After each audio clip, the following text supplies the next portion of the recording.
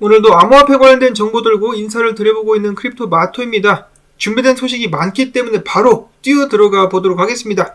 오늘 달러 인덱스 지수 어제 반등했는데 오늘 다시 꼬꾸라지고 있죠.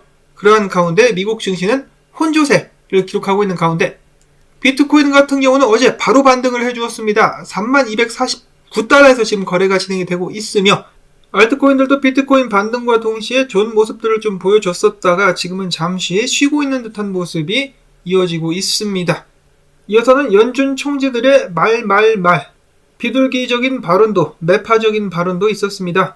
애틀란타 연준 총재 같은 경우는 우리가 목표로 하는 2%대 인플레이션율 같은 경우는 앞으로 추가적인 한 번의 금리 인상이면은 목표에 도달할 수 있을 것 같다. 금리를 한 차례 더 인상시킨 후에 지켜봐야 된다라고 이야기를 했었고, 반면에 대표적인 매파로 거론되는 세인트루이스 연준 총재인 블라드 같은 경우는 인플레이션이 여전히 강력하기 때문에 연준은 금리 인상을 지속해야 된다라고 주장을 했습니다. 최근에 있었던 은행업계에 관련된 논란과 더불어 가지고 금리 인상을 중단해야 된다라는 목소리에도 힘이 실리고 있습니다. 다음 달에 소비자 물가지수가 발표가 되게 되고 나면은 연준의 행보를 좀 예측을 해볼 수 있지 않을까라는 생각이 드는 가운데 오늘 그래도 많은 암호화폐 투자자들의 마음을 약간 시원하게 해주는 이벤트가 발생을 했었습니다. SEC의 우두머리 게리 겐슬러가 미국 하원 공화당 위원회에 출석을 해가지고 청문회를 갖게 된 것인데요. 여러분도 아시다시피 공화당 하원 같은 경우는 암호화폐에 대해서 강력한 지지를 보내는 의원들이 굉장히 많이 있습니다. 하원 금융위원회 위원장부터 시작해가지고 날카로운 질문을 이어갔었는데요. SEC 같은 경우는 계속해서 암호화폐 거래소들이 미국 증권거래소 프레임워크에 들어와서 등록을 해야 된다라고 계속해서 어거지를 쓰고 있는데 제대로 등록할 수 있는 경로를 제공하지도 못했으며 블록체인을 기반으로 한 회사에 대한 적법한 법률이 없는데 계속해서 억지를 쓰고 있다. 그리고 대놓고 이런 질문을 하기도 했었는데요. 야 게리 겐슬러 너 지금 집행조치를 남발하고 있는데 이더리움은 증권이야 상품이야? 라고 물어보자 게리 겐슬러는 어버버버 하면서 제대로 답을 하지 못했습니다. 그러자 하원 금융위원장도 빡쳐가지고 야 너 지금 암호화폐에 관련된 소송을 15건이나 단행했으면서 이더리움이 증권인지 아닌지 대답조차 할 수 없냐? 어떻게 이렇게 한심할 수가 있냐라고 말을 했지만은 게리 겐슬러는 결국 끝끝내 대답을 회피했습니다. 관련 영상 짧게 준비를 해봤습니다. You setting your chair now to make an assessment under the laws as exist. Is Ether a commodity or a security? Without speaking to any one. I know you've repeatedly said you're not going to speak to one, except you've spoken to one, Bitcoin. So I'm asking you to speak to a second one, the second largest market cap here. And speaking to the tokens, there's 10 to 12,000. If there's a group of entrepreneurs in the I'm asking middle, about the one. public is anticipating a profit based on the... I'm asking you a specific question, Chair Gensler. I said this in private. This should be no shock to you. I'm asking this question.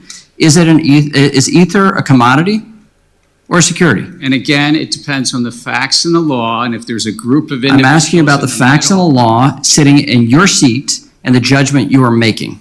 And so, Mr. Chair, I think you would not want me to prejudge because I'm also... But you have prejudged on this. You've taken 50 enforcement actions. We're finding out as we go, as you file suit, as people get Wells notices on what is a security in your view.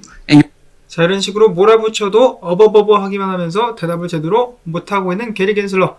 비트코인에 관련된 분류를 했으니까 이번에는 두 번째 이더에 대해서 분류를 해보라라고 하니까 대답을 하지 못하고 있습니다. 그러면서 정말 어처구니가 없게 최근에 파산한 실리콘밸리 뱅크의 파산이 암호화폐 때문이다 라면서 USDC 핑계를 대기도 했었습니다. 운영을 잘못해가지고 채권을 잘못 투자해가지고 연준이 금리를 올려가지고 파산난 은행인데 암호화폐 때문에 은행이 망가졌다. 억지를 부릴 것을 부려야 되는데 정말 어처구니가 없습니다. 다음으로 이어서는 친암호화폐 의원이자 동시에 최근에 게리 겐슬러를 사임시켜야 된다라는 그런 법안을 소개를 했었던 워렌 데이비슨 의원이 게리 겐슬러를 대놓고 쪼기 시작합니다. SEC와 당시는 제대로 일을 하지 못했었고 권력 남용 등을 한 것을 봤을 때 우리는 SEC를 재구성할 필요가 있다라고 본다. 투자자들을 보호한답시고 암호화폐 업계에 적용될 수 없는 룰들과 억지를 부려왔는데 일반 투자자들에게 고통을 주면서 그들을 위한 행동이라고 하는 것은 말이 안 된다라는 식으로다가 주장을 했었고요. 그 다음에 탐 에머 의원 같은 경우는 더욱더 강력하게 게리 겐슬러를 조지기도 했었습니다.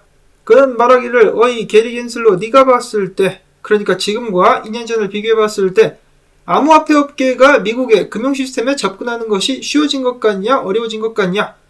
그러자 게리 겐슬러가 어버버버 하자 뭐 계속 헛소리를 하고 있어. 맞지? 맞다고 치고, 그리고 그게 SEC 탓도 있지 않냐? 맞지? 그리고 지금 SEC가 암호화폐 관련해가지고 집행규제를 몇 건이나 진행을 했냐? 게리 겐슬러가 한 40건 정도라고 하니까 장난하냐? 54건이야. 똑바로 해. 그리고 암호화폐 업계 역사상 가장 큰 실패 중에 하나는 FTX라고 볼 수가 있겠는데, 그때 당시 네가 SEC 의원장 아니었냐? 너 FTX 망하기 전에 샘 뱅크만이랑 몇 번 만났어? 2번 만났지? 자, 그러면은 누나가 망할 때는 누가 SEC 의장이었냐? 너였지. 이건 뭐 제대로 할 줄 아는 것도 없는 놈이 암호화폐 업계를 계속해서 쪼고 있어. 그리고 SEC 사이트에 너는 크라켄 거래소가 스테이킹을 하는 것에 대해서 언급하면서 거래소들이 SEC에 등록을 해야 된다라고 했지만은 제대로 어떻게 하라는지 가이드라인이라든지 그런 것은 전혀 없었다. 그리고 네가 공식적으로 하는 말이 바로 규제가 될 수는 없다는 걸 기억을 해라. 너 때문에 지금 암호화폐 업계가 미국을 떠나고 있다는 것을 알고 있냐? 암호화폐를 전방위적으로다가 압박하는 것이 암호화폐 일반 투자자들 역시 괴롭히는 것이라는 것을 알고는 있냐?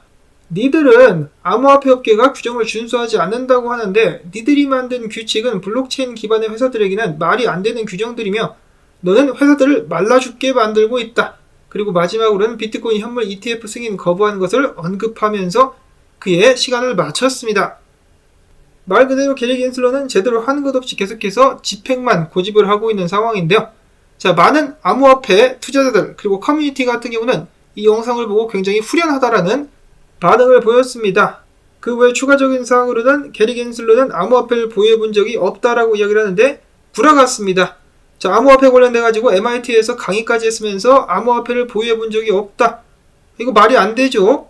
가르치는 사람이 어떻게 암호화폐를 한 번도 써보지 않고 가르칠 수가 있겠습니까? 보유도 해보고 보내기도 해보고 했을 것인데 일단 보유해 본 적이 없다라고 이야기를 했으며, 당연한 이야기겠지만은 리플과의 소송전에 대해서는 말을 아꼈습니다. 법정 공방 중이기 때문에 답변할 수가 없다.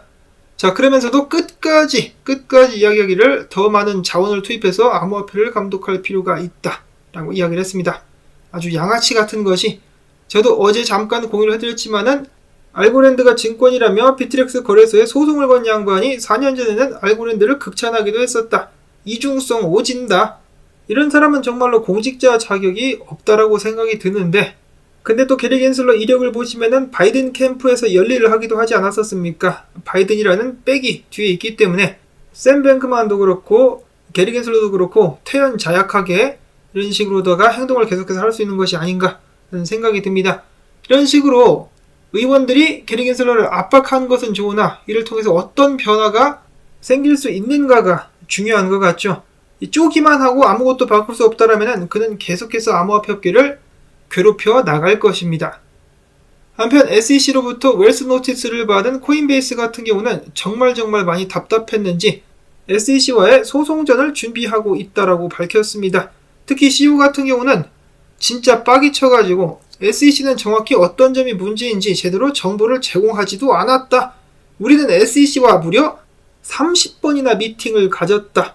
최소 한 달에 2번 이상 그들과 미팅을 가졌으나 무엇을 어떻게 하라는 것인지 단 한 개의 정확한 피드백조차 주지 않았으면서 바로 소송을 걸어 뭐 이런 것들이 다 있어 라고 이야기를 하면서 계속 이딴 식으로 나오면 우리도 미국을 뜨겠다라고 이야기를 했습니다. 확 다 떠버려야 됩니다. 전부 다 일제히 다 같이 미국을 떠버리면은 그제서야 정신을 좀 차리게 될 수 있지 않을까. 그와 동시에 미국이 암호화폐 업계에 갖게 되는 영향력은 굉장히 줄어들 수밖에 없겠죠.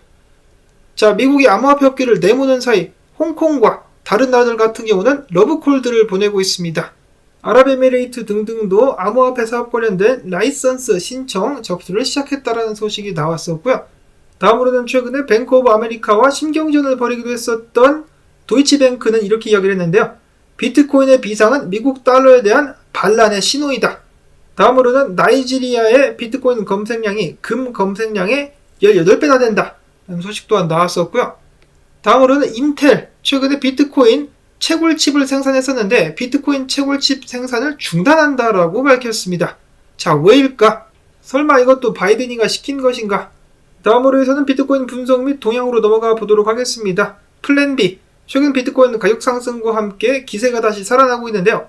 그는 이번에 비트코인이 32,000달러까지 올라갈 수 있다면은 반감기 전까지 6만 달러 이상까지도 상승 가능할 것이다. 그리고 2025년도에는 비트코인이 10만 달러를 돌파하는 것을 볼 수 있을 것이다 라고 트윗을 남겼습니다. 자, 플랜 B가 과감해지니까 좀 약간 불안하기도 한데요. 그럼에도 불구하고 좋은 소식이 나왔습니다. 얼마 전에 온체인 데이터상에서 비트코인 100개 이상을 보유하는 고래들이 비트코인 숫자를 줄여가고 있다는 소식이 나왔었는데 이들이 다시 한번 축적 모드로 돌아왔다고 합니다. 지난 이틀간 2만 비트코인을 추매를 하면서 던졌었던 비트코인들을 다시 재줍줍하고 있다. 자, 그러면은 다시 한번 가격 상승 올 수 있을 것인가? 월가의 투자은행 번스타인 같은 경우는 조만간에 전례 없는 비트코인 강세장이 시작될 것이다 라고 보고서에서 밝히기도 했었는데요. 모두가 상승을 외쳐서 특히 반감기에 많은 사람들이 기대를 걸고 있어가지고 살짝 좀 반대로 가게 되지 않을까라는 불안감이 들기도 합니다만은 아직까지 분위기는 좋은 상황. S&P 500 같은 경우도 일단 혼란스러운 상황이긴 하지만 그래도 주요 구간을 놓치지 않고 잘 방어를 해주고 있는 상황 속에서 반등이 좀 나올 수 있으면 좋겠다.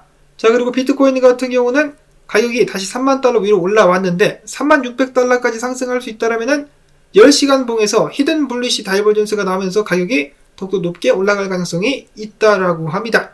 비트코인이 일단 3만 달러를 잘 수성을 해준다라면은 지속적인 상승 기대를 해볼 수가 있겠죠.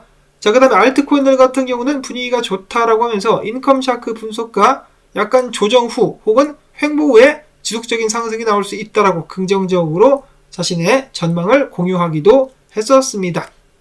알트코인들의 대장 이더리움 같은 경우는 전날 그러니까 월요일 기준으로다가 64,800개가 언스테이킹이 됐는데 124,000개가 리스테이킹 되면서 언스테이킹 물량의 2배를 기록하기도 했었다라고 합니다.